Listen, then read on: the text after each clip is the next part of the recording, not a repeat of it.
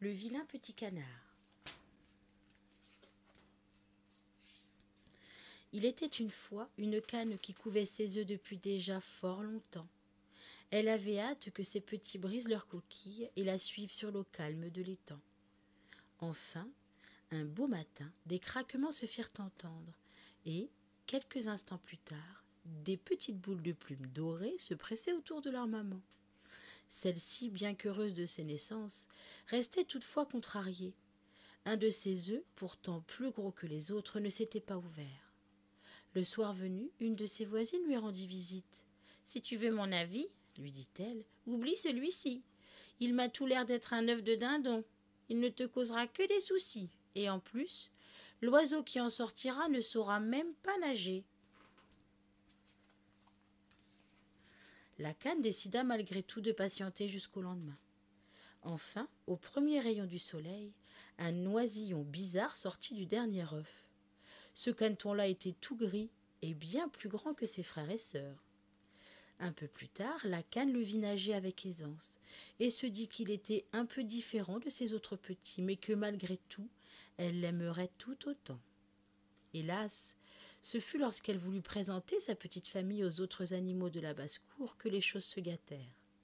Plusieurs canards se ruèrent sur le dernier né et le pincèrent. « Fiche le camp d'ici !» criaient certains. « Tu n'es pas des nôtres !»« Dommage que ta mère ne puisse pas te refaire !» se moquaient encore les autres. Au début, la cane défendit son dernier né, puis elle se lassa, regrettant même qu'il lui soit né un caneton si bizarre.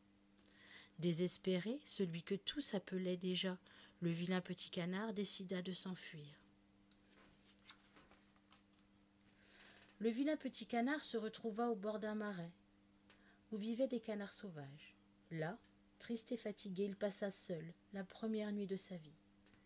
Au matin, il entendit qu'on lui parlait. « Tu es si laid, dit un canard, que je me demande de quel œuf tu as bien pu sortir. » Le pauvre petit ne sut quoi répondre, et l'autre poursuivit en s'envolant. « Mais peu importe ton allure après tout. Veux-tu devenir un oiseau migrateur et nous accompagner jusqu'au bout du monde ?» Le caneton n'eut pas eu le temps de prononcer le moindre mot. Des coups de feu éclatèrent, et l'oiseau tomba dans l'eau, qui se rougit de son sang. Le vilain petit canard courut se cacher parmi les hautes herbes, et y trembla tout le jour.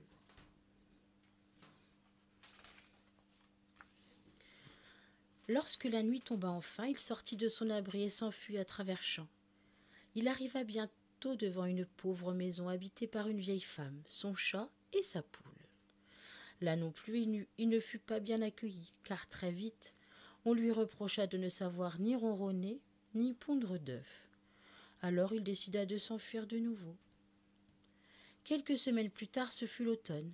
Le vilain petit canard était toujours aussi seul et triste. Son unique joie en ce monde consistait à glisser sur l'eau tout le jour. Un soir, alors qu'il nageait ainsi, il eut le bonheur d'apercevoir des cygnes. Il eut le souffle coupé devant leur beauté et leur grâce. Hélas, il les vit bientôt prendre leur envol, car ceux-ci s'en allaient passer la mauvaise saison dans un pays plus chaud. Cette année-là, l'hiver fut terrible, et le vilain petit canard eut bien du mal à survivre. Un matin, enfin, il sentit qu'un doux soleil effleurait ses plumes.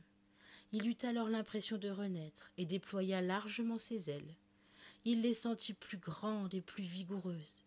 Il s'envola sans le moindre effort et se posa dans un verger où il vit venir à lui une troupe de cygnes.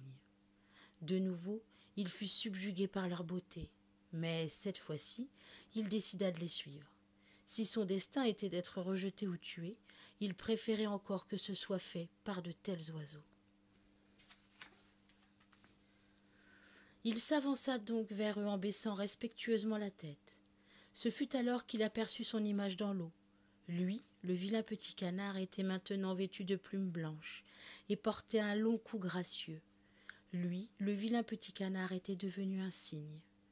Alors, redressant fièrement la tête, il nagea vers la troupe de cygnes qui l'accueillit à grands cris de joie.